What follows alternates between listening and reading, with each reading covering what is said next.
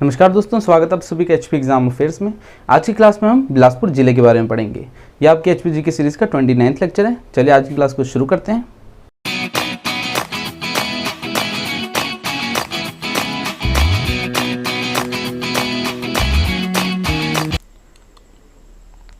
चलिए हम बिलासपुर जिले को देखते हैं।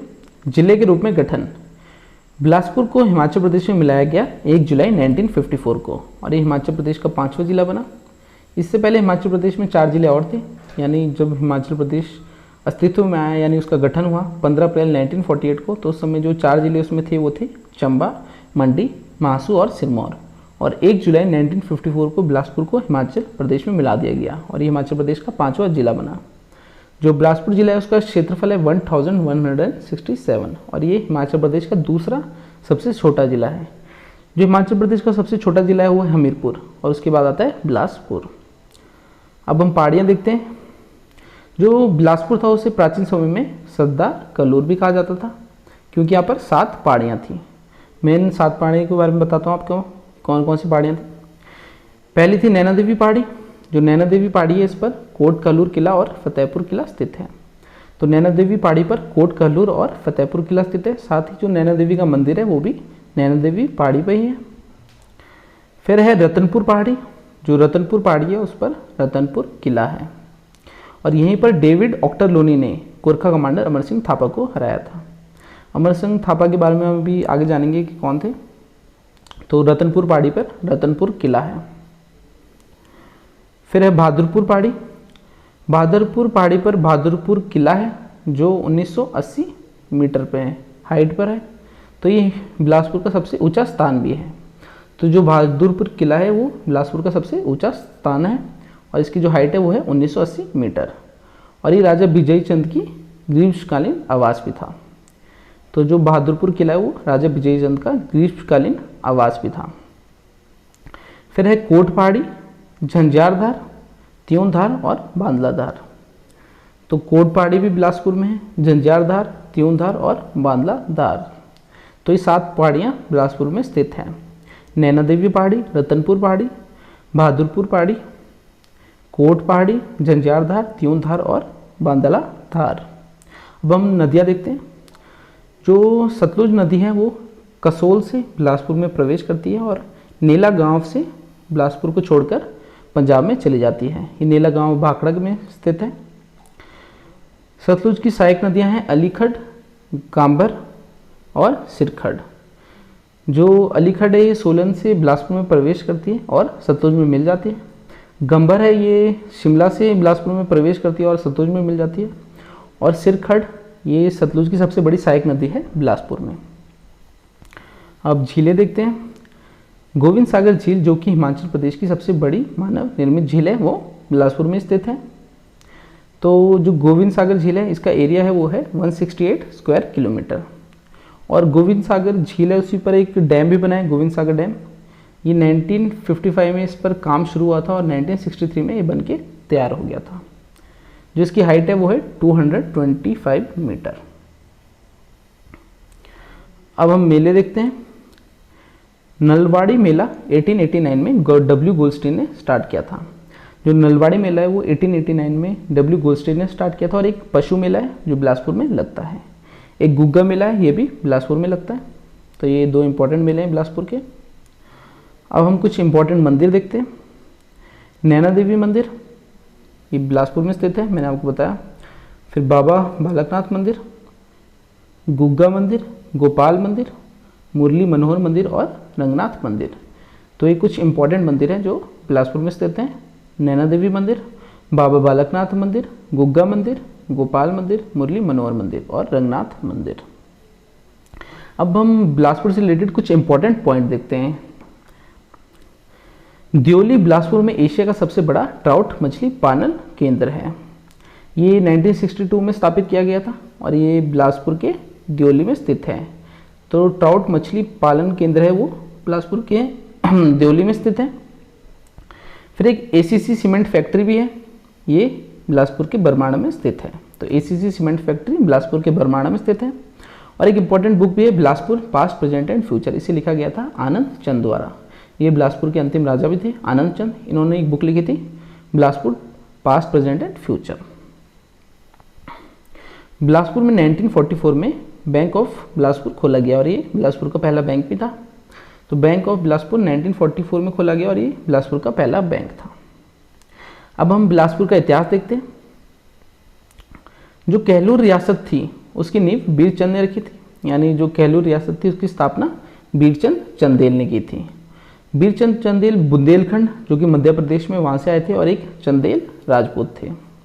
इन्होंने नैना देवी मंदिर जो बिलासपुर में स्थित है उसका निर्माण कराया था और नैना देवी के मंदिर के पास ही इन्होंने अपनी राजधानी रखी थी। तो जो बिलासपुर की पहली राजधानी थी वो नैना देवी थी और नैना देवी मंदिर का निर्माण भी बीरचंद ने कराया था। ये क्वेश्चन एग्जाम में देखा हुआ है, आया हुआ है, यानी कि नैना देवी मंदिर किसने बनाया था, तो आपका आंसर होगा बीरचंद चंदेल ने। और कहलूर रियासत की स्थापना भी बीरचंद चंदेल ने की थी। फिर बिलासपुर के राजा बनते हैं कहाल चंद। जो कहाल चंद होते हैं उनका एक पुत्र होता है अजय चंद। इन्होंने ही हिंडूर रियासत, जो नालागढ़ है उसे प्राचीन समय में हिंडूर कहते थे, तो हिंडूर रियासत की स्थापना की थी। तो बिलासपुर के जो राजा थे कहाल चंद, उनके पुत्र अजय चंद ने हिंडूर रियासत की स्थापना की थी। फिर बिलासपुर के राजा बनते हैं मेघचंद। मेघचंद को उसके कठोर बर्ताव के कारण जनता ने राज्य छोड़ने के लिए मजबूर कर दिया और मेघचंद ने कुल्लू रियासत के में शरण ली और इल्तुतमिश की सहायता से जो अपना राज्य था उसे वापस पाया। तो जो मेघचंद थे उनके कठोर बर्ताव के कारण जो प्रजा थी उन्होंने उन्हें राज्य छोड़ने पर मजबूर किया।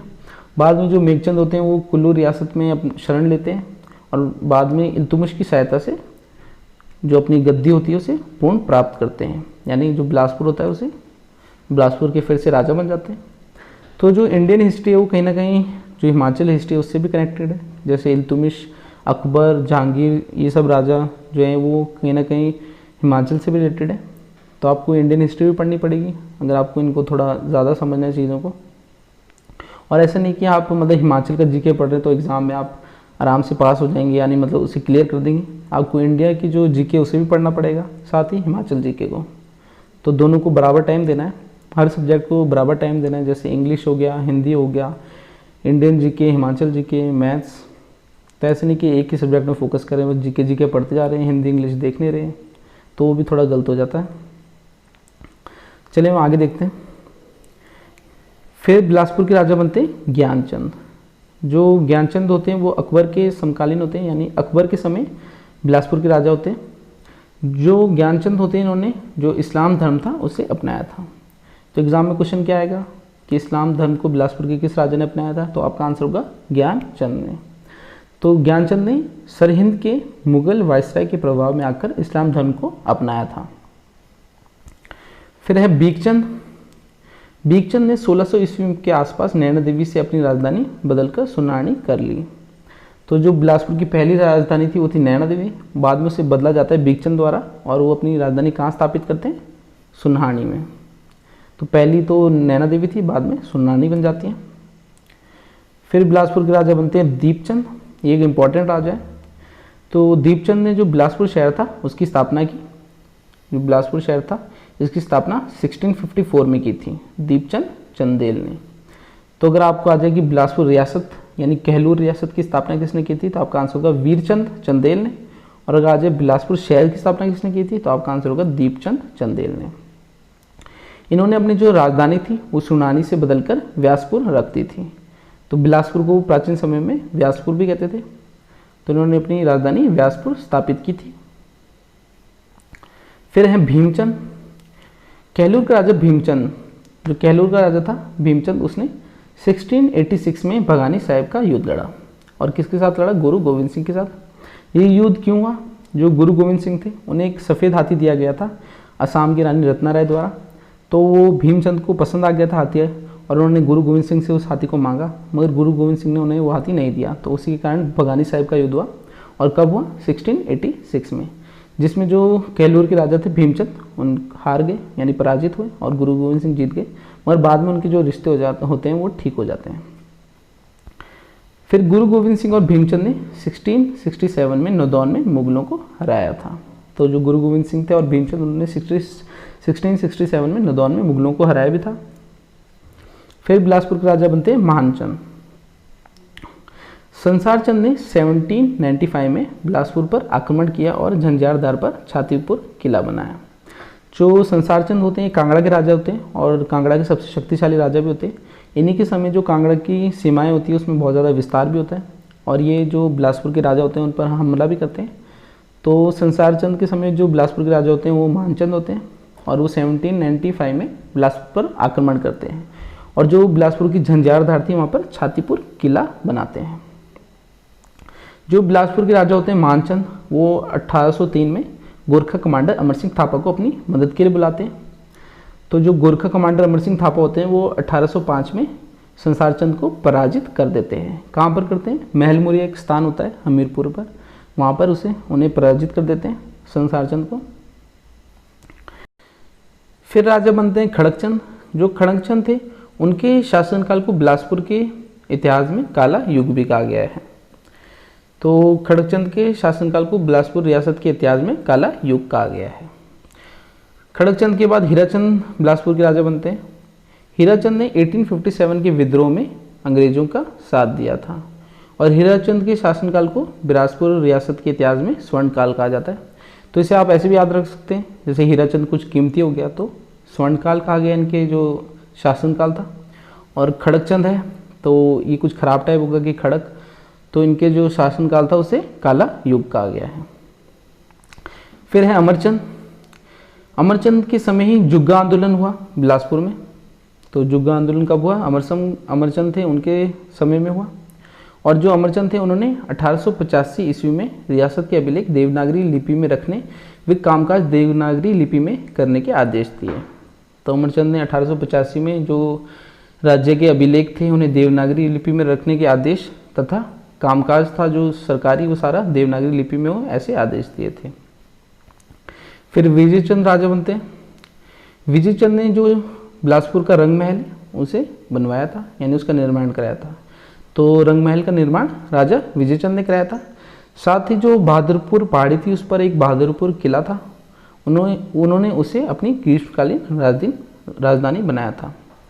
तो विजयचंद ने जो बहादुरपुर किला था उसे अपनी ग्रीष्मकालीन राजधानी बनाया था। फिर है आनंदचंद। आनंदचंद बिलासपुर रियासत के अंतिम शासक थे। तो बिलासपुर के जो अंतिम शासक थे वो थे आनंदचंद।